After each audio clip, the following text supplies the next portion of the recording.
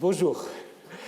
Nous devons brièvement terminer sur la formation du Pentateuque avant qu'on arrive à ce que j'ai annoncé pour ce cours, à savoir la formation des Nevi'im, mais Nevi'im pour l'ensemble des livres prophétiques selon le canon hébraïque.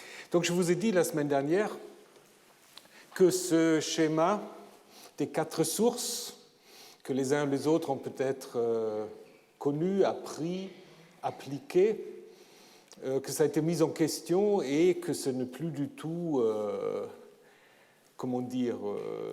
le dernier cri dans les recherches sur la formation du Pentateuque.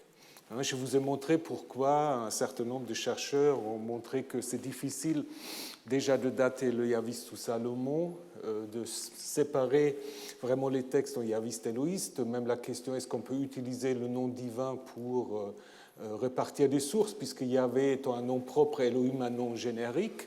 Et tout cela, en fait, pose problème et donc a été mis en question. Donc, ce que je vous ai dit la semaine dernière, c'est que les conséquences des mises en question à partir des années 1975, les conséquences, c'est qu'il n'y a pas de consensus. Donc ça, je vous le dis, et je pense qu'il faut vivre avec cela. Il faut vivre avec cela. Je sais que si vous faites des études au Nouveau Testament, vous avez la théorie dite synoptique, avec la source Q, Marc comme l'évangile le plus ancien, Luc et Matthieu qui ont leur Sondergut, mais tout le monde accepte ça, donc c'est très bien. Pour la Bible hébraïque, ce n'est pas le cas. Il n'y a pas un modèle qui est accepté par tout le monde. Donc ça, je pense, il faut le dire très ouvertement, autrement on sera démagogique. Donc, je vous ai mis ce schéma de 4 sources qui est, par la majorité, au moins de la recherche européenne, considérée comme n'étant plus vraiment efficace. Néanmoins, vous allez voir, il y a quand même des gens qui continuent à travailler avec cela. Je vous ai dit, il n'y a pas de nouveau consensus, il y a quand même un certain accord. Commençons avec les choses positives. Il y a toujours des nouvelles positives, des nouvelles négatives. Alors, les choses positives, c'est qu'il y a un certain accord, qui n'est pas unanime, mais quand même presque, qu'il y a des textes P, des textes des prêtres. Ça, tout le monde est d'accord. Après, pour le définir, vous allez voir, c'est un peu plus compliqué.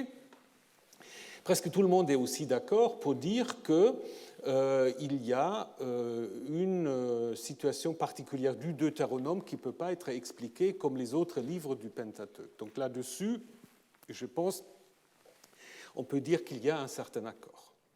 Maintenant, la théorie documentaire, qui à mon avis n'est pas efficace pour expliquer la formation du Pentateuque, elle est quand même encore utilisée. Elle est utilisée de 3 manières différentes.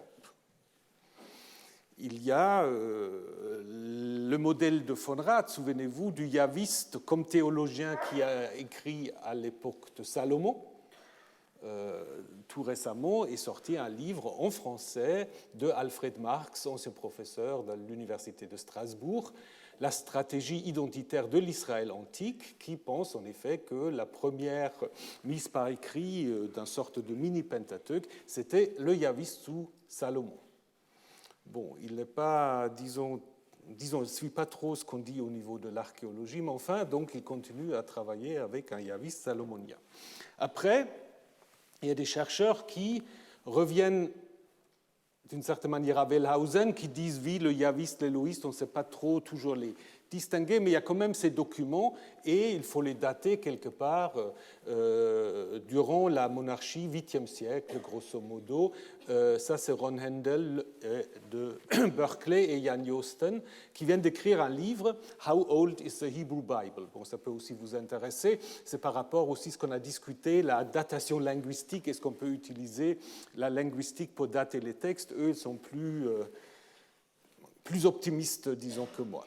Et finalement, ça c'est la variante la pire, à mon avis, c'est ce qu'on appelle les néo-documentarians, ou eux-mêmes, ils s'appellent les neo-documentarians, Pour moi, c'est incompréhensible, mais je vais quand même vous présenter cette théorie. Donc, en fait, ils reviennent à l'idée qu'il y a 4 sources, et ils disent, en fait, le chef de file, c'est Baruch Schwartz de l'Université hébraïque de Jérusalem, et puis suivi de ses élèves qui sont maintenant à Yale et à Chicago, Joel Baden et Jeffrey Steckert. Donc, l'idée, c'est qu'on peut, en effet, repartir tout le Pentateuque en 4 sources. Et puis, il ne faut rien d'autre. Les sources, on peut les reconstituer presque mot à mot. Il y a juste un rédacteur qui parfois les combiner, mais très très peu. Et puis, on ne sait pas quand, et on ne sait pas comment, et dans quel contexte, rien, on ne peut rien dire. Donc, l'idée, c'est un peu l'idée, presque, ce que je soupçonne, mais ça, c'est mes soupçons. Ce que je soupçonne, c'est un peu l'idée d'une sorte de source inspirée, puisqu'on ne peut rien dire, donc théoriquement, Moïse peut aussi les avoir écrits, hein, puisqu'on ne peut rien dire sur le plan historique. Donc, les 4 sources qui tombent comme ça du ciel et qu'un rédacteur met ensemble. Je suis un peu polémique, je vous l'avoue, mais je n'arrive pas à comprendre. Et puis, ils disent toujours, oui, on peut les reconstruire, mais on n'a jamais vu un livre où ils sont reconstruits. Donc j'attends toujours que quelqu'un me fournisse. Alors ils prennent des petits morceaux, hein, où ça peut plus ou moins marcher, mais l'ensemble du Pentateuque, voilà. Ben, on verra. Ce qui est intéressant pour la petite histoire, c'est que, vous savez, très longtemps, Wellhausen était considéré comme antisémite, je vous ai dit ça. Et maintenant, pour Baruch Schwartz, Wellhausen, c'est le plus grand héros de l'exégèse biblique. Comme ça, les perceptions peuvent changer. Voilà, donc il y a quand même des gens qui y travaillent, mais de manière très très différente. Donc vous voyez, même à l'intérieur de ce qu'on appelle la théorie documentaire, il n'y a pas vraiment de consensus. Et puis il y a des gens, et ça je trouve très, très perturbant, qui continuent à parler du yaviste, mais dans un sens totalement différent que dans la théorie traditionnelle. Il y a Christophe Lévin qui dit, oui, le yaviste, en effet, il travaille à l'époque babylonienne, mais c'est un rédacteur, en fait, qui intègre des textes plus anciens, et puis qui plus tard est lié à P, au sacerdotal, et après que P et le yaviste sont liés, la moitié du Pentateuque n'existe pas encore. Donc tout le reste, c'est post-P, post-J, et donc, en fait, c'est un modèle très, très différent. Un modèle encore plus différent, c'est celui de Reinhard Kratz de Göttingen, donc lointain successeur de Wellhausen. Lui, il appelle yaviste, c'est lui qui combine les histoires des origines, donc Genèse 1 à 11, et les histoires des patriarches. Ça, c'est seulement le yaviste. L'élohiste, ce serait celui qui fait le lien entre l'Exode, le désert, le Sinaï, la conquête. Et puis le yéhoviste, c'est lui qui met tout ensemble. Mais ça n'a rien à voir avec la théorie traditionnelle. Donc c'est un peu, du coup, on lit yaviste et élohiste, mais on ne sait plus très bien de quoi les gens parlent. Donc si vous lisez ces choses-là, il faut d'abord essayer de comprendre de quoi ils parlent. Donc du coup, il me semble qu'il faut arrêter de parler du yaviste et de l'élohiste. Oublions-les une fois pour toutes. Et parlons, c'est moins sexy, je suis d'accord, mais parlons simplement des textes P, puisque là tout le monde est d'accord, presque, et des textes non P, pré-P, post-P. Après, on peut encore essayer de les différencier, mais parler de yaviste de manière très différente de ce qu'on avait dit avant me semble quand même très, très différente. Donc la tendance actuelle, pour ceux qui suivent plus la théorie documentaire, c'est en effet, si vous regardez les publications, c'est des combinaisons de toutes sortes de modèles. On reprend des choses de la théorie documentaire, mais aussi de la théorie des fragments, des rédactions. Je vais vous montrer cela en détail.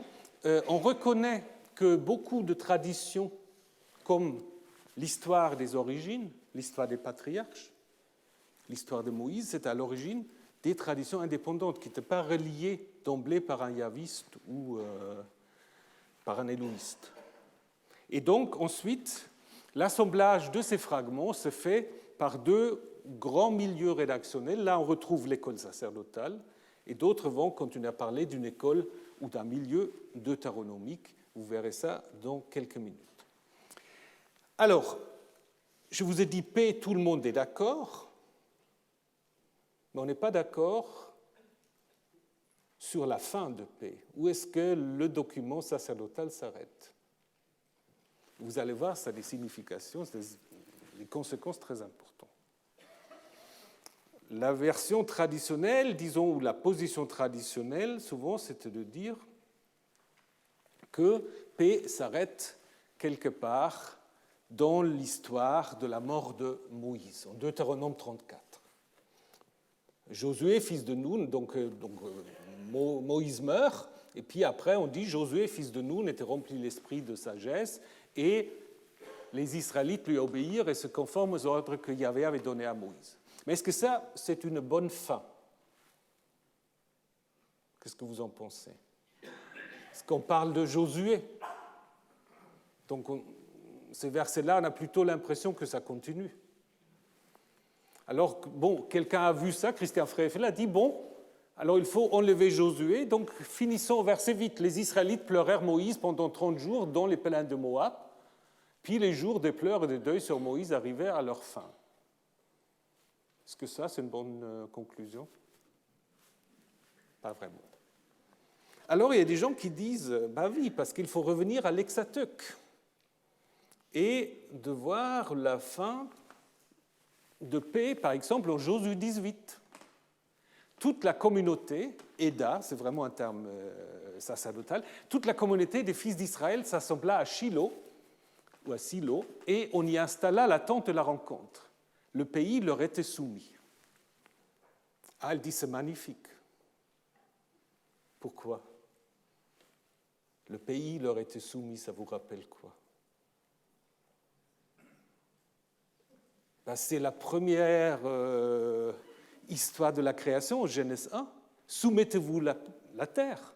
Hein? La terre ou le pays, Eretz, c'est la même chose en hébreu. Ah, donc on a un magnifique encadrement. Soumettez-vous la terre, le pays leur était soumis. C'est bien, hein? Mais ça ne marche pas. Ça ne marche pas pour 2 ou 3 raisons. D'abord, après le déluge, le commandement de soumettre le pays ou la terre n'est plus répété. Ensuite, ici c'est bien le pays, ce n'est pas la terre entière comme c'est en Genèse 1.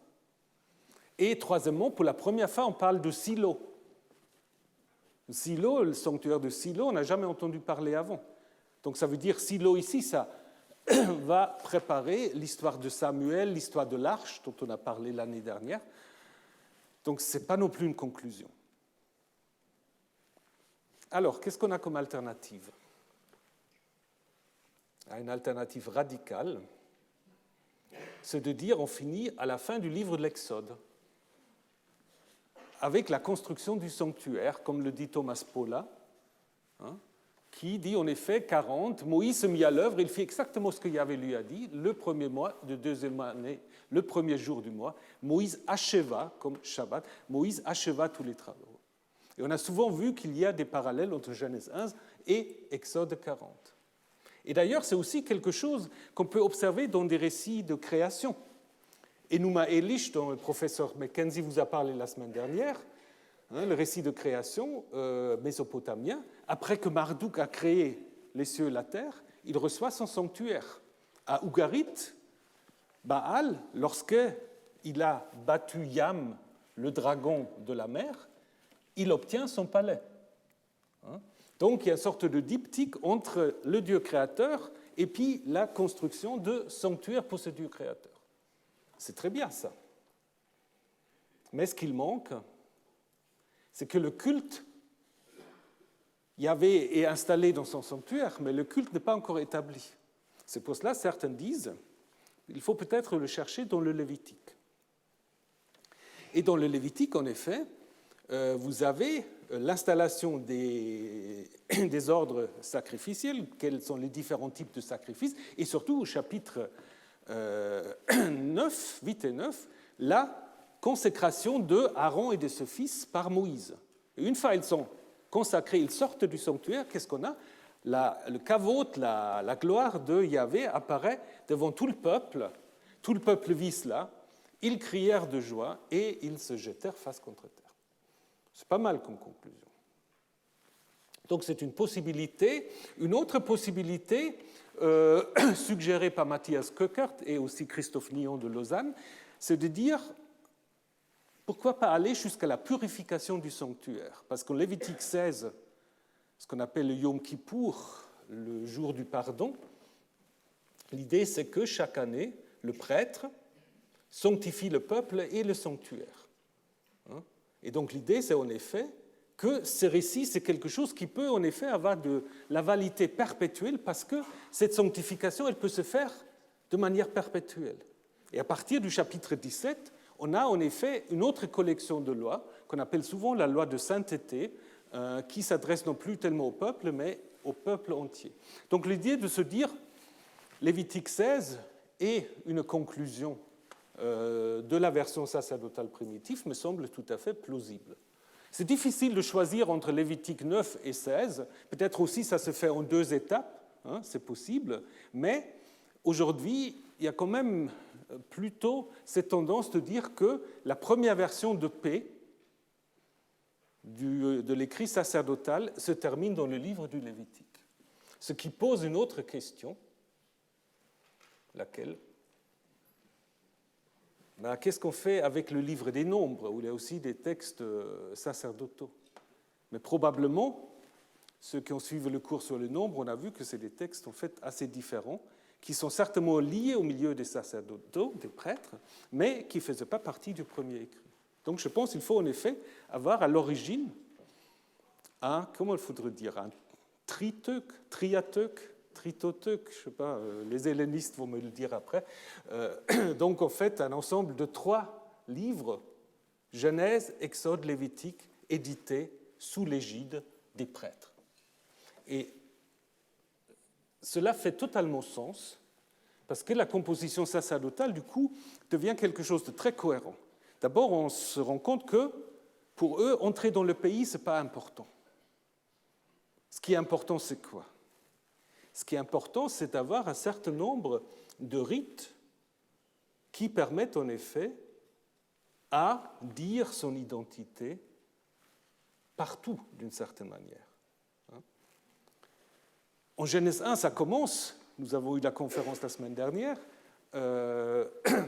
où le Shabbat, en fait, est déjà inscrit dans l'ordre des 7 jours, et il sera révélé dans le document sacerdotal à Israël dans l'histoire de la manne en Exode 16. Mais en fait, il est là depuis la création du monde.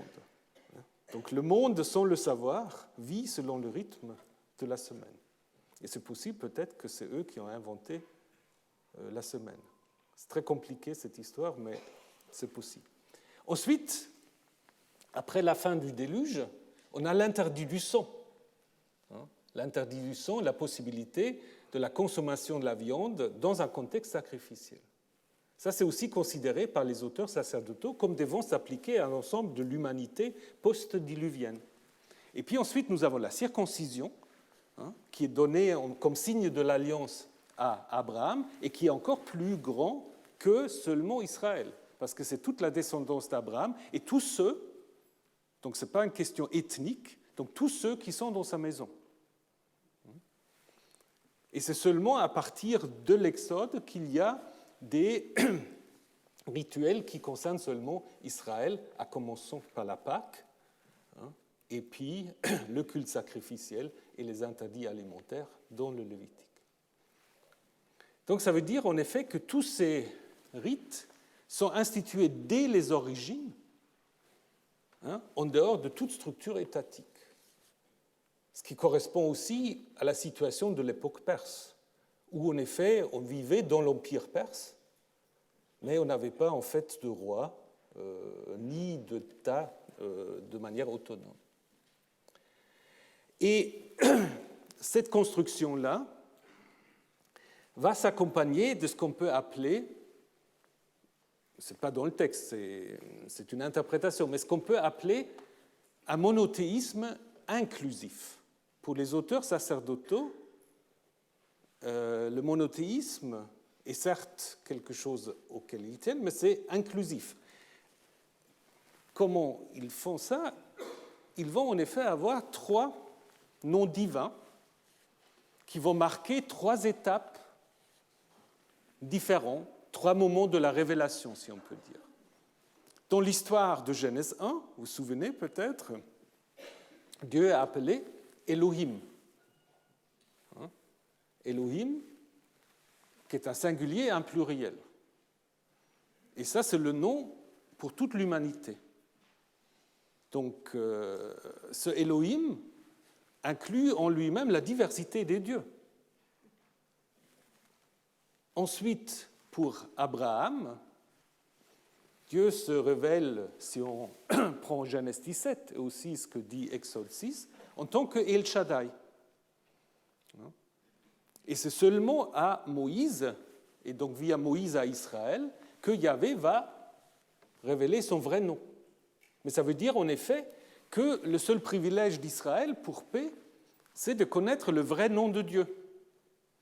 Mais les autres peuples qui parlent de Elohim ou de El Shaddai, selon le concept des auteurs sacerdotaux, ils vénèrent le seul même Dieu, sans le savoir.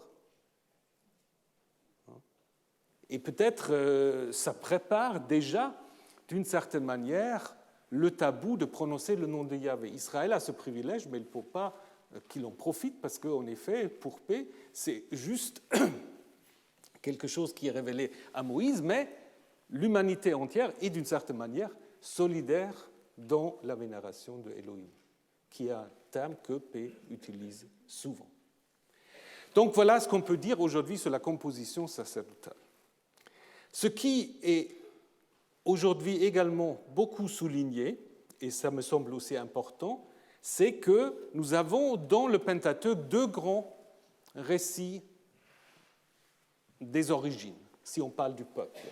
Une origine généalogique, qui sont les patriarches. On est Israël parce qu'on descend d'Abraham, d'Isaac, de Jacob. Et un mythe d'origine qui est celui de l'Exode. On est Israël parce qu'on observe les termes de l'alliance que Moïse a conclue pour le peuple avec Yahvé. Donc l'indépendance de ces deux ensembles, on le voit encore dans l'Exode. En Exode 3, lorsque Moïse est appelé par Dieu, et Dieu lui dit « Je suis descendu pour délivrer le peuple de la main des Égyptiens, le faire monter de ce pays vers un bon et vaste pays, vers un pays où coule le lait et le miel, vers le lieu du Cananéen, du Hittite, l'Amorite, du Périzite, du Hivite et du Jébusite. » On a l'impression que le pays est introduit comme si on n'avait jamais parlé de ça. Il ne dit pas « c'est le pays que je promis à Abraham, à Isaac, à Jacob ». Dans le récit premier, donc, il y a en effet, le pays est inconnu. Donc, ça montre en effet que les patriarches et l'Exode, c'était 2 mythes d'origine indépendants l'un de l'autre. Et ça a été en effet remarqué depuis longtemps, mais seulement on voulait toujours dire que le lien était fait déjà par le yahviste ou par l'élohiste.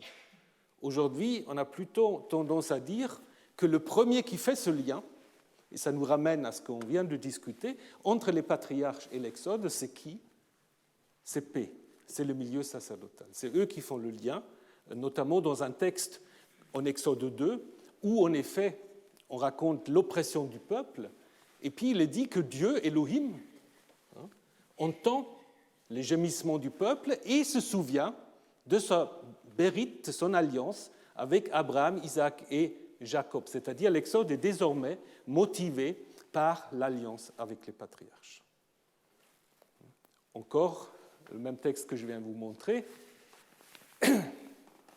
où en effet Dieu fait aussi le lien entre Moïse et les patriarches, en disant oui, pour toi je suis Yahvé, mais pour les patriarches j'étais déjà là comme El Shaddai. Donc là, on a vraiment un lien littéraire qui fait une liaison entre l'histoire des patriarches et l'histoire de l'Exode. Donc en fait, il y a 2 mythes d'origine, séparés et reliés, mais tardivement. Et vous pouvez réfléchir, il y a beaucoup de cultures, de civilisations, on a plusieurs mythes des origines.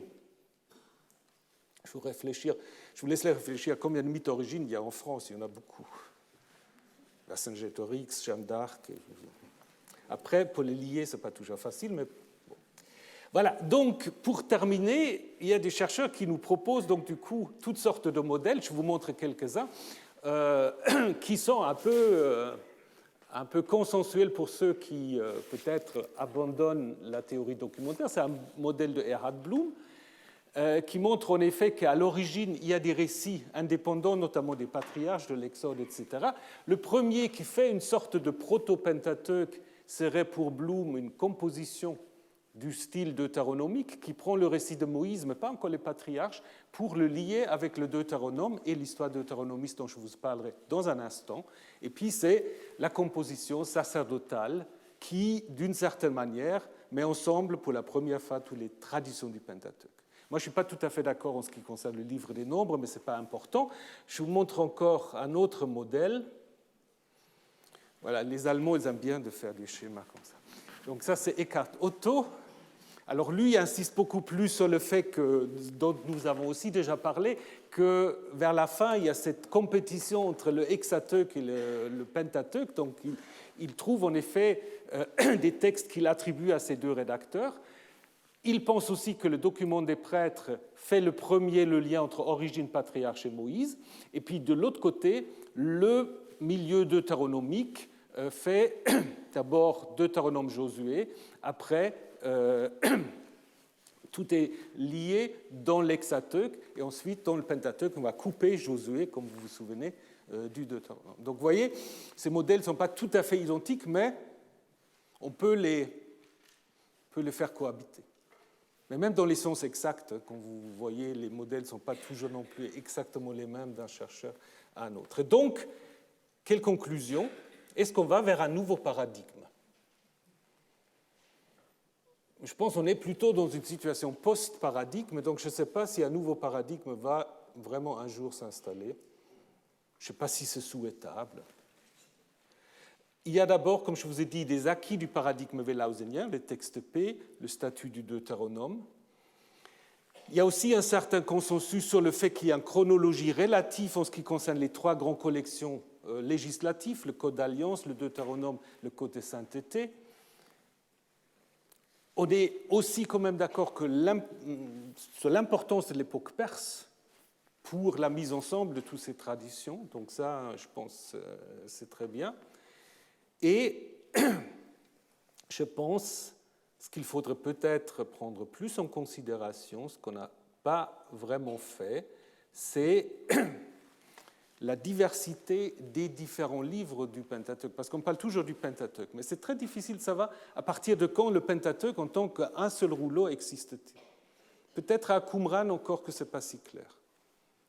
Et quand on fait l'histoire de la recherche, on se rend compte en effet que toute cette théorie documentaire, ça a toujours été en effet appuyé sur des études du livre de la Genèse.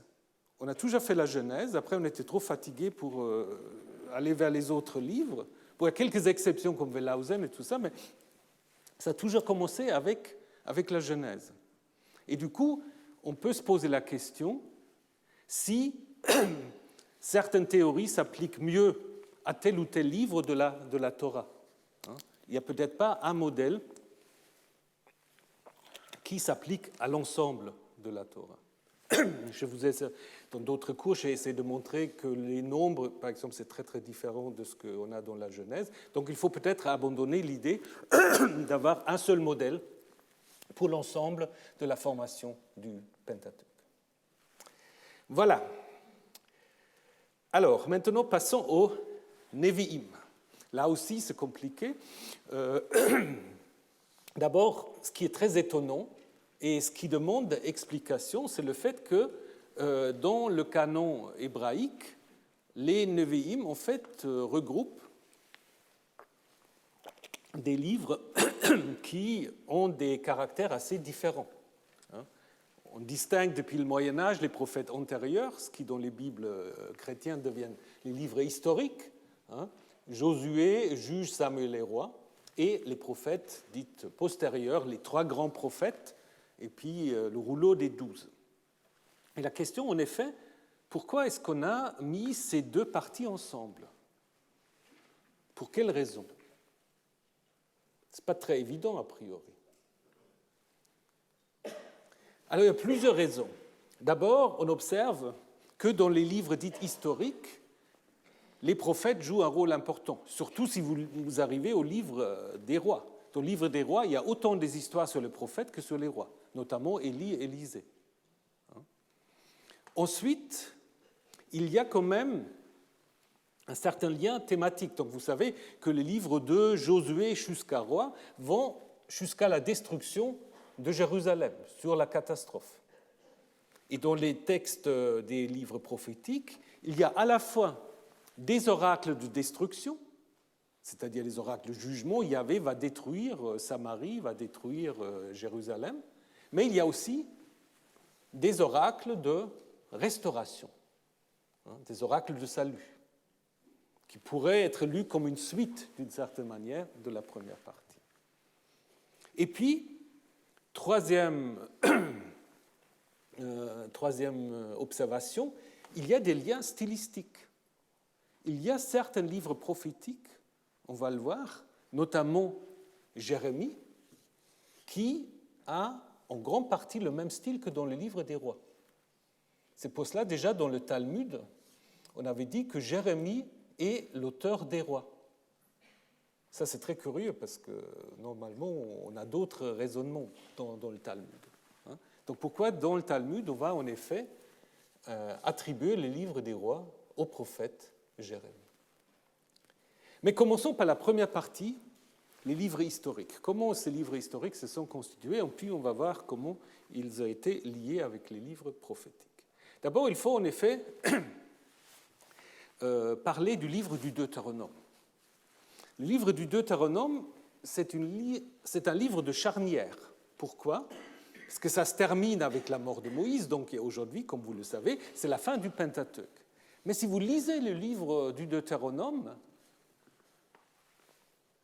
vous allez observer qu'il y a beaucoup de choses qui annoncent la suite. On dit, vous allez traverser le Jourdain, lorsque vous aurez chassé la population du pays, lorsque vous serez installés, Josué va en effet devenir le successeur de Moïse, ça, comme c'est annoncé dans le Deutéronome, et il y a un certain nombre de commandements qu'il faut en effet accomplir lorsqu'on est dans le pays. Et si vous regardez dans le livre de Josué, tout cela, en effet, est repris, la traversée du Jourdain, la conquête, la confirmation de Josué comme successeur de Moïse, et puis l'accomplissement d'un certain nombre d'ordres. Donc, c'est ça ce qui fait que le livre de Josué est très proche du Deutéronome, et certains ont pensé à l'Hexateuque, vous vous souvenez. Mais ces liens avec la suite, ils ne sont pas limités au seul livre de Josué. Il y a aussi des liens dans le Deutéronome avec des livres suivants. Par exemple, en Deutéronome 6, on dit qu'il faut faire attention de ne pas oublier Yahvé, qui t'a fait sortir du pays d'Égypte, lorsque vous êtes dans le pays. Il ne faut pas suivre les autres dieux, parce qu'autrement, la colère de Yahvé va s'enflammer. Et c'est exactement, mot à mot, donc je vous ai mis les mêmes couleurs, ce qui arrive au début du livre des Juges. On dit, une fois le peuple est dans le pays, ils abandonnent Yahvé, ils suivent d'autres dieux, et la colère de Yahvé s'enflamme contre Israël. Vous avez dans le Deutéronome également, au chapitre 17, ce qu'on appelle la loi concernant le futur roi, où il dit qu'il ne faut pas qu'il ait trop de femmes, qu'il ne fasse pas de négoce avec des chevaux, qu'il se fasse une copie de la loi qu'il faut lire dans le temple. Et puis tout ça, évidemment, fait allusion à plusieurs rois. À David et Salomon qui avaient un peu trop de femmes, Salomon qui fait son commerce de cheval avec l'Égypte, et puis évidemment le roi Josias qui se fait une copie de la loi comme le Deutéronome le dit déjà. Et finalement, vous avez encore à la fin du Deutéronome, dans cette série de malédictions, vous avez cette mise en garde, si vous n'obéissez pas à la loi de Yahvé, vous serez déportés de ce pays et vous allez retourner en Égypte. Et c'est exactement ce qui arrive à la fin du livre des rois, où, après la destruction de Jérusalem, on raconte la déportation d'une partie du peuple à Babylone, et on dit le reste du peuple s'enfuit en Égypte par peur des Babyloniens. Donc en fait, la malédiction de Deutéronome 28 se termine à la fin du livre des rois. Donc, comment faut-il expliquer ça? Ces liens, ils existent, on ne peut pas les nier. Alors, je reviens toujours un peu au même. Il y a aussi évidemment le fait que ces livres montrent un peu le même style que le Deutéronome. Ce n'est pas seulement thématique, les liens, il y a aussi un style que certains appellent un peu baroque. Prends garde de ne pas t'éloigner du Seigneur ton Dieu, toujours ton Dieu, votre Dieu. Et ce même style, en fait, vous allez le trouver dans le Deutéronome et dans le livre historique. Alors, je reviens, mais très brièvement, à Spinoza. Donc, vous voyez, on ne peut pas faire... Spinoza qui avait déjà dit, en effet, que tous ces livres sont l'ouvrage d'un seul historien qui se proposait d'écrire les antiquités juives depuis le temps le plus reculé jusqu'à la première dévastation de Jérusalem. Donc, vous vous souvenez, De Wet, on avait également déjà vu, qui avait parlé en effet que le Deutéronome va imprégner ou va en effet fournir le style dans lequel sont écrits les livres suivants. Donc il parlait d'un style deutéronomiste en relation avec le Deutéronome. Mais on était bloqué depuis très longtemps à cause de l'idée de l'Hexateuque. Parce qu'on pensait qu'il y avait un Hexateuque, donc on ne pouvait pas voir le lien entre le Deutéronome, Josué, oui, mais pas les livres suivants. Donc du coup, Ewald avait dit non, il y a deux grands ensembles, l'Hexateuque et le livre des rois, qui contiennent différentes rédactions deutéronomistes. Et Wellhausen avait dit aussi oui, il y a plusieurs rédactions deutéronomistes dont Juges et Rois, mais personne ne sait les distinguer. Alors qu'il était si fort à distinguer le yaviste, l'éloïste et P, pour les livres des rois, il ne voulait pas. Et puis c'est aussi un peu lié, je pense, au fait qu'à l'époque, tout le monde était fasciné par le Pentateuque. Le reste intéressait moins. Donc Wellhausen, il prend 2 pages pour dire oui, il y a des rédactions deutéronomistes. Mais, dit-il, d'où ils viennent, pourquoi elles sont là, nul ne sait. Alors ça va changer, en fait, en plein Deuxième Guerre mondiale, avec Martin Noth. Martin Noth, je vous en ai parlé déjà un tout petit peu au moment du Pentateuque. Martin Noth va d'abord travailler sur le livre de Josué. Et il va voir que Josué, dans sa forme actuelle, il ne peut pas être la continuation des sources du Pentateuque. Donc il va dire, en fait, Josué, les récits, c'est très différent, on ne peut pas parler d'un Hexateuque. Et en 1943, il va écrire un livre qui s'appelle Überlieferungsgeschichtliche Studien, donc des études de l'histoire de la transmission. Ça, c'est les Allemands qui savent faire des longues phrases. Vous avez compris. Donc, et c'est dans ce livre-là, donc en plein Deuxième Guerre, il est à Königsberg, il est malade, je ne sais plus trop bien, donc il prend son temps pour écrire ce livre, où il va en effet, ce qui est très bien, parce que si vous lisez ce livre, malheureusement, ce n'est pas traduit en français, mais en anglais, il y a très peu de notes, il avait très peu de livres. Aujourd'hui, on dirait une thèse comme ça, on la rejette, parce qu'il n'y a pas toute la bibliographie. Mais à l'époque, il a peut-être 10 livres qu'il cite, mais c'est un des livres les plus importants de l'histoire de l'exégèse du XXe siècle. Donc, voilà. Donc, dans ce livre, il invente ce qu'il va appeler l'histoire deutéronomiste. Et ça, c'est, à mon avis, une découverte majeure, qui évidemment va être contestée aussi, bien sûr, mais, à mon avis, ça reste une découverte majeure. Il va dire, en effet, que les livres du Deutéronome jusqu'aux 2 rois sont l'œuvre d'un seul auteur, qu'il va appeler le deutéronomiste, qui aurait en effet regroupé, après la destruction de Jérusalem, toutes sortes de traditions pour en faire une histoire compréhensive allant de Moïse jusqu'à l'exil babylonien. Et il observe en effet, il dit, bon, de toute façon, tout le monde est d'accord qu'il y a des textes deutéronomistes dans les livres dits historiques, mais comment les expliquer, ces textes? Et c'est là où il fait une découverte assez importante, qui reste valable jusqu'à aujourd'hui. Il observe en effet, quand on lit ces livres, on observe qu'à des moments charnières, vous avez des grands discours. Des grands discours, soit des personnages importants qui sont là, soit, quand il n'y a pas de personnages importants, des sortes de voix off de l'auteur lui-même, des discours anonymes, commentaires, si vous voulez. Et si vous regardez ces discours, ben vous voyez comment, en fait, on va, avec ces discours, construire une histoire et diviser cette histoire en différentes époques. C'est vraiment très beau, regardez ça. Il y a le premier, évidemment, le Deutéronome, comme par hasard. Le Deutéronome, en tant que livre lui-même, est construit comme un discours. C'est presque le modèle pour la suite. Le Deutéronome est un grand discours de Moïse. Et à la fin du discours, il y a déjà l'annonce de l'exil.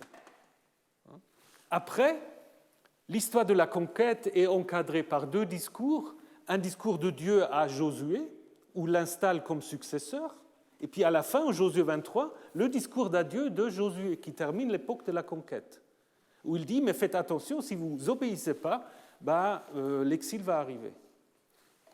Ensuite, l'époque des juges, alors là, il n'y a pas un orateur, donc c'est le deutéronomiste lui-même qui présente l'époque et qui dit, en effet, comme l'a vu tout à l'heure, c'est une époque de désobéissance et une époque donc perturbée, qui se termine, non pas à la fin du livre des juges, mais en 1 Samuel 12, avec un discours de Samuel, qui est considéré en fait comme le dernier des juges. Donc les séparations d'époque, ça ne correspond pas forcément au livre. Et puis, le début de la monarchie, donc en fait, ce testament de Samuel jusqu'à 1 roi 8 va en effet délimiter les débuts de la monarchie, Saül, David, Salomon. Époque qui se termine en 1 roi 8 avec le discours de Salomon au moment de l'inauguration du temple, où là aussi, il dit, il faut écouter, sans ça, vous allez être déportés. Puis vient l'époque des deux royaumes, qui est délimitée ensuite en 2 rois 17, de nouveau par un discours anonyme du deutéronomiste, qui explique pourquoi le royaume d'Israël a été détruit, et que cela pourra arriver aussi à Juda s'ils n'obéissent pas. Et finalement, en 2 rois 25, et c'est ça ce qui est intéressant, à la fin, il n'y a pas de discours. Pourquoi? Il n'y a pas de commentaire conclusif. Il n'y a pas. Il dit simplement que le dernier roi, Joachim, qui était déporté dans la prison babylonienne, il va sortir de sa prison. On reviendra là-dessus. Donc, en fait, Note va dire, voilà, c'est l'œuvre, donc, cette structure qui est quand même très bien faite. Cette structure, en fait, est l'œuvre de deutéronomistes qui, pour lui, est un historien, le compare un peu à Hérodote, à Thucydide, aux historiens grecs et romains. Il va dire, ça, c'est les collègues les plus proches. Et il va aussi l'appeler un courtier honnête. C'est-à-dire, en fait, il va aussi intégrer dans son œuvre des traditions anciennes qui contredisent un peu sa propre vision.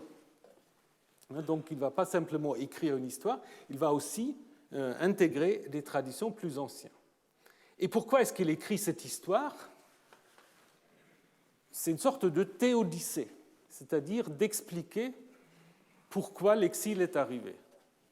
On peut dire que ce n'est pas la faute de Yahvé, c'est la faute du peuple, ou des rois surtout, qui ne font pas ce que Yahvé leur a demandé de faire. Donc, Note va dire, puisque la dernière chose que le deutéronomiste nous raconte, c'est la réhabilitation de Joachim, Donc environ 562, parce qu'on connaît le roi babylonien dont il est question dans cette histoire, c'est la dernière chose que le deutéronomiste savait à écrire et à raconter. Donc ça a été écrit à ce moment-là, probablement. Je fais tomber. Ça va, vous m'entendez? Ouais. Alors, donc, dernière chose que le deutéronomiste savait, c'était ces événements, donc il écrit juste après. Alors, lorsque le livre a été publié en 1943, donc vous imaginez que les gens avaient autre chose à faire, donc personne, en effet, avait vraiment pris ça, disons, avait pris connaissance de cela. Après, il y a eu une deuxième édition en 1957, où, en effet, là, la réception est très, très positive. Bon, on peut beaucoup réfléchir, mais ça, c'est de nouveau une autre histoire. Pourquoi, en 1943, il écrit un livre comme ça? Souvent, on a dit, c'est lui-même qui se voit comme deutéronomiste. C'est lui qui fait déjà le compte de la catastrophe annoncée du Reich. D'une certaine manière, voilà, c'est possible. Donc, cette idée de la catastrophe qui est inévitable, qui arrive. Donc, certains ont dit que Note s'est un peu identifié avec ce deutéronomiste. Ce qui est possible. D'ailleurs, je crois que je vous l'ai déjà raconté, Note était assez hostile, en fait, au nazisme. Et puis, il a écrit aussi, pendant la guerre, une histoire sur la formation du Pentateuque, où il a dit, en fait, dans les premières traditions de l'Exode, du désert, Moïse n'existe pas. Moïse a été introduit après coup. Et il donne comme explication, parce que les anciens Hébreux n'avaient pas besoin de Führer, c'est-à-dire c'est lui qui les guide. Donc ça, c'est texto. Donc, vous voyez comment, en fait, on est toujours enfant de son époque. Donc revenons à Note. Donc, la réception, lorsqu'il y avait la deuxième édition, après il y a eu une troisième, lorsque la deuxième édition est parue, la réception était plutôt positive. On se posait simplement la question, est-ce que vraiment, on peut imaginer le deutéronomiste comme un individu? Est-ce qu'il ne faut pas plutôt parler d'un groupe?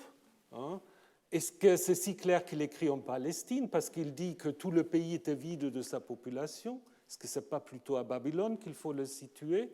Et puis il y a d'autres qui étaient un peu plus critiques, qui disent oui, mais bon, si c'est un seul auteur à l'intérieur du livre ou de l'histoire deutéronomiste, il y a des choses quand même contradictoires. On ne sait jamais s'ils sont pour ou contre la monarchie, par exemple. C'est vrai qu'il y a une attitude très ambiguë vis-à-vis de la monarchie. Et puis, si vous lisez quand même les différents livres, ils ne sont pas si uniformes que ça. Donc ça, c'était un peu les premiers critiques. Mais d'abord, la réception était plutôt positive.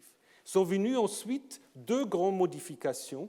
Et ça, c'est intéressant aussi, parce que ces deux grandes modifications ont fait de nouveau un peu deux camps, un camp nord-américain et un camp européen.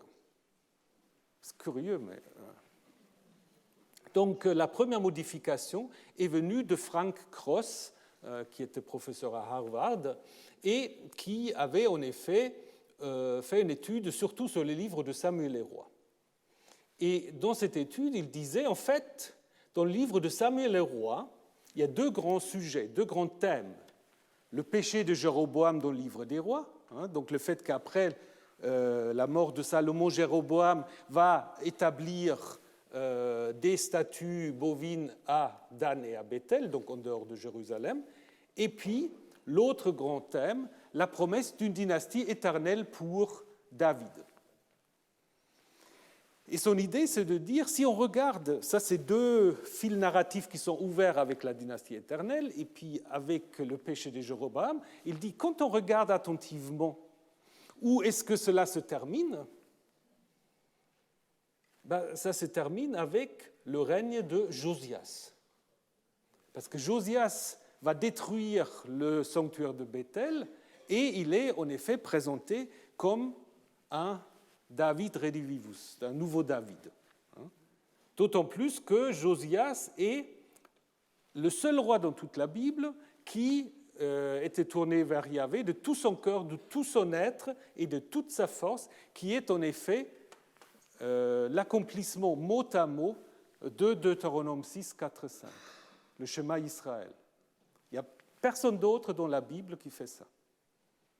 Donc, du coup, l'idée de Cross, c'est à mon avis une bonne idée, c'est de dire, mais peut-être il y a une première histoire deutéronomiste qui se termine avec le roi Josias, qui montre en fait que le roi Josias est le roi idéal et qu'il accomplit exactement ce que le Deutéronome demande. Mais du coup, évidemment, cette première rédaction, ou cette première édition plutôt, c'est plus du tout une sorte d'explication de la catastrophe. C'est plutôt une histoire de propagande pour le roi Josias, beaucoup plus optimiste. Josias fait tout ce qu'il y avait de monde dans le Deutéronome. Et c'est seulement après la destruction de Jérusalem, on aurait rajouté notamment les chapitres 24-25. Krusty n'avait pas trop d'autres choix. Et bon, éventuellement, d'autres allusions à l'exil à l'intérieur donc des livres des rois. Donc là, évidemment, il y a une vision très, très différente de l'histoire deutéronomiste, parce que la première édition se situe au 7e siècle.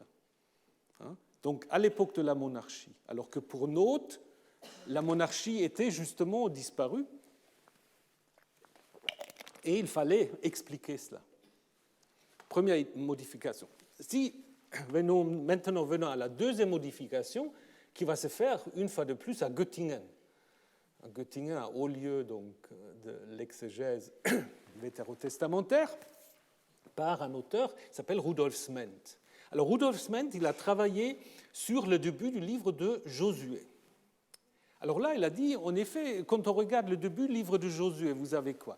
Vous avez un grand discours où Josué est installé comme chef du peuple et aussi un peu comme roi qui va en guerre, et on a l'impression que ce discours se termine au verset 6, « Sois fort et courageux, car c'est à toi qui va donner à ce peuple le pays que j'ai promis à leur père de lui donner. » Mais, dit-il, curieusement,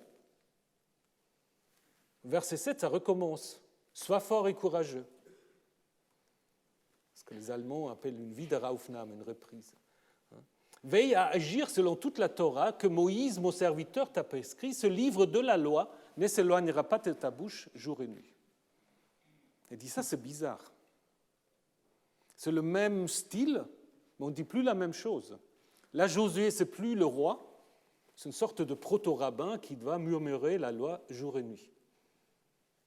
Donc, il observe que dans d'autres textes, on a également des choses deutéronomistes, mais un peu doubles. Par exemple, au début du livre du Juge, où il faut expliquer pourquoi toute la population n'a pas été exterminée, contrairement à ce qu'on dit dans la conquête, il y a deux choses. On dit, ça c'était pour apprendre à Israël l'art de la guerre. Bon, ça continue. Et puis, 3-4, toute autre chose, pour mettre Israël à l'épreuve, est-ce que oui ou non, ils vont écouter la loi de Yahvé. Donc du coup, il a dit, mais il faut en effet distinguer un deuxième deutéronomiste qu'il va appeler Déter-N, le deutéronomiste nomiste. Nomiste parce qu'il s'intéresse à la loi. Et puis son élève Dietrich, il va en rajouter un troisième, parce qu'il va dire, mais dans les livres des rois, c'est vrai qu'il y a tellement de récits sur les prophètes qui n'ont pas tout à fait le lien avec la suite. Donc il parle d'un Déter-P, d'un deutéronomiste prophétique qui insère les histoires des prophètes. Donc en fait, on a trois deutéronomistes. Le deutéronomiste historien, c'est lui de Note, donc là, ils vont toujours dire que ça commence avec l'exil. Ensuite, le Déter-P et le Déter-N, qui peut peut-être encore sous-diviser un 1, un 2, etc. Et puis, évidemment, à partir de cela, va se mettre en place toute une inflation de sigles. D'autres vont parler encore d'un Déter-B, qui insistera sur l'alliance, sur le Bund en allemand, ou encore d'un Déter-S, qu'on n'a plus d'idée, d'un Spät, d'un Deutéronomiste tardif. Donc on va de plus en plus vers la dilution, ce qui amène ensuite, comme dans les années 70-75 pour le Pentateuque, la même chose pour l'histoire deutéronomiste. Il y a des gens qui vont dire qu'il n'y a jamais eu d'histoire deutéronomiste. Ça, c'est une chimère de Note que les gens ont bêtement suivie. Et donc, en fait, les livres sont si différents les uns des autres. Peut-être Samuel Roy, on peut les mettre ensemble, mais on ne peut pas parler d'une histoire deutéronomiste cohérente. Voilà. Donc, en fait, ça revient à Wellhausen. Ben oui. Alors, est-ce que c'est un progrès ou est-ce que c'est une régression? Moi, je trouve que c'est une régression. Mais je vais vous donner un peu mon appréciation. Donc, actuellement, sur le marché, si vous voulez, il y a 4 positions. Il y a 4 positions. Il y a ceux qui continuent à maintenir l'idée d'un seul deutéronomiste, comme Noth l'avait fait, John Van Zetter et le professeur Mackenzie, que vous avez pu entendre la semaine dernière ici. Évidemment, ils admettent aussi qu'il y a des choses qui ont été ajoutées après, peut-être plus que Noth. Mackenzie va dire que les histoires sur les prophètes ont été ajoutées après coup. Ensuite, il y a ce qu'on peut appeler la position de Cross, qui est jusqu'à aujourd'hui la position dominante aux États-Unis, avec l'idée de 2 éditions, une à l'époque de Josias, une à l'époque de l'exil. Et ensuite, le modèle de Göttingen, si vous voulez, des 3 d'éther H, N ou P, ou encore plusieurs, et finalement la position, je ne sais pas, négationniste, donc il n'y a jamais eu. Alors qu'est-ce qu'on fait quand on a comme ça? Et là, il n'y a vraiment pas... Disons, pour le Pentateuque, il y a une sorte d'évolution, mais là, il n'y a pas vraiment d'évolution. Alors qu'est-ce qu'on peut faire? On peut faire quelque chose de très suisse. On va chercher un compromis. On va chercher un compromis, mais ça marche. Ça marche parce que, je pense, si vous prenez les 4 positions, vous pouvez en effet retenir de chacune des positions quelque chose de vrai. Si on prend la position de Noth, cette idée des discours que je vous ai montrés, il faut les expliquer. Quand même quelqu'un qui, à un moment donné, a mis ces discours pour créer une sorte d'unité. Après, je pense que la position de Cross, elle est vraie aussi, dans le sens qu'il y a certains textes dans l'histoire dite deutéronomiste qui s'expliquent mieux à l'époque de la monarchie qu'après l'exil. Et puis, ce qui est vrai dans la position de Sment ou de Göttingen, le deutéronomiste n'est sans doute pas un individu ou 2 individus, c'est plus une école et pas toujours facile à identifier de manière tout à fait précise, ce qui est vrai parmi ceux qui sont en effet des avocats de la contestation.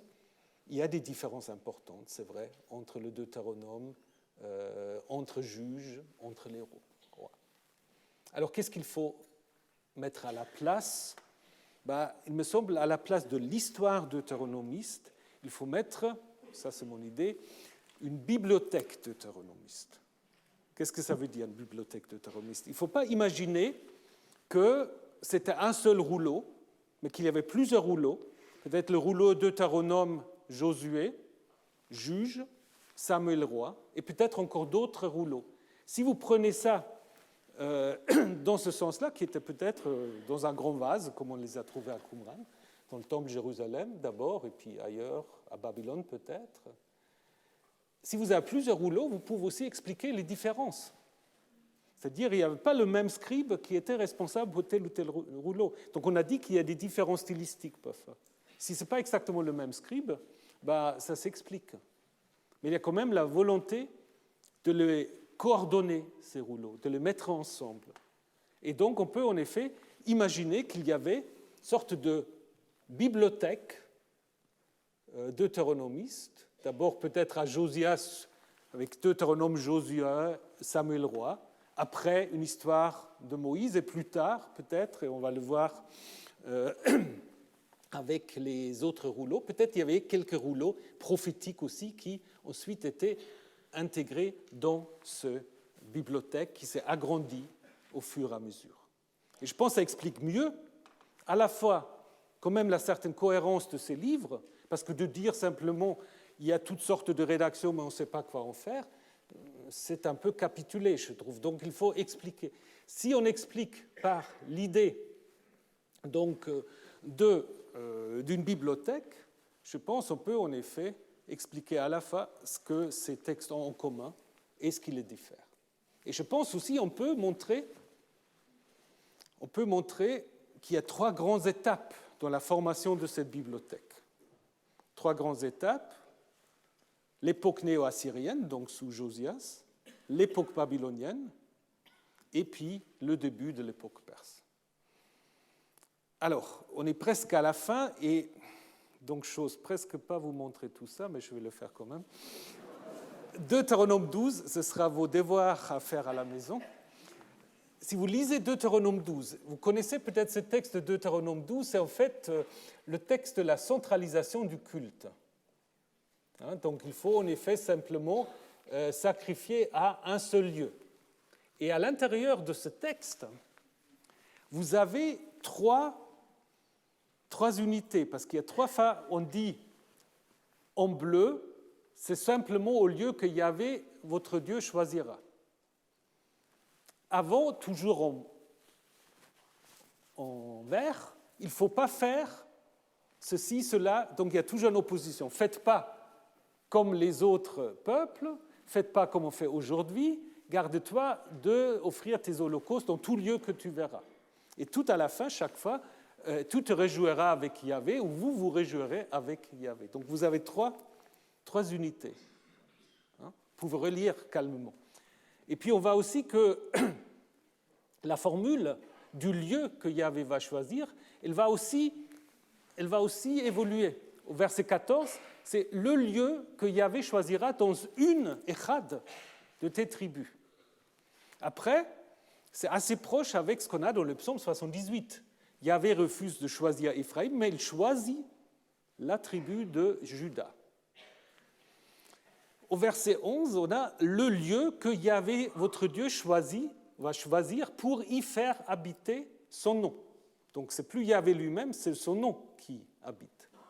Et après, verset 5, le lieu que Yahvé va choisir parmi toutes vos tribus. Pas dans une tribu, mais parmi toutes vos tribus.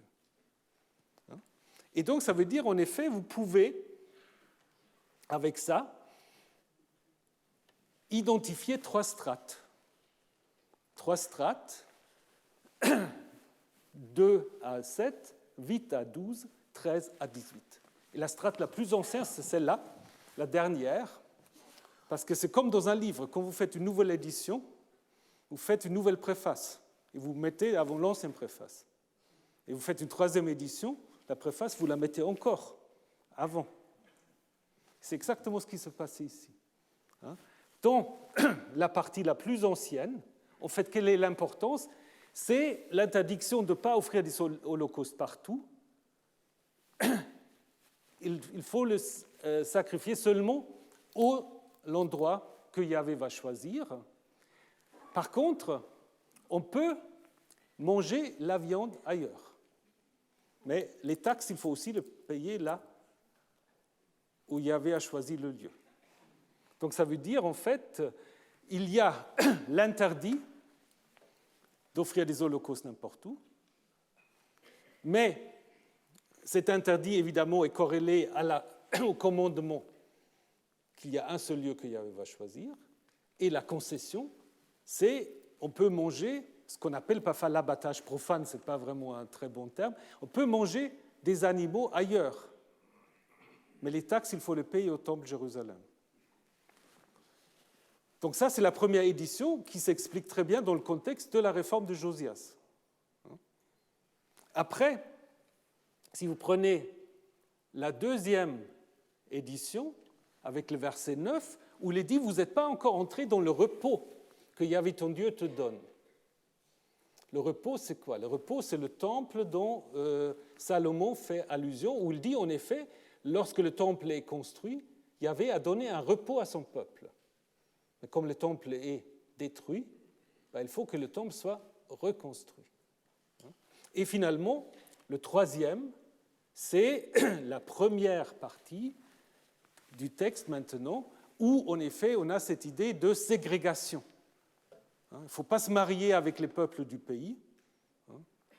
Ségrégation très très stricte qui correspond en effet à ce qu'on va trouver dans les livres d'Esdras et Néhémie. Donc là, en effet, la centralisation n'est plus qu'un prétexte d'une certaine manière pour en effet véhiculer cette idéologie.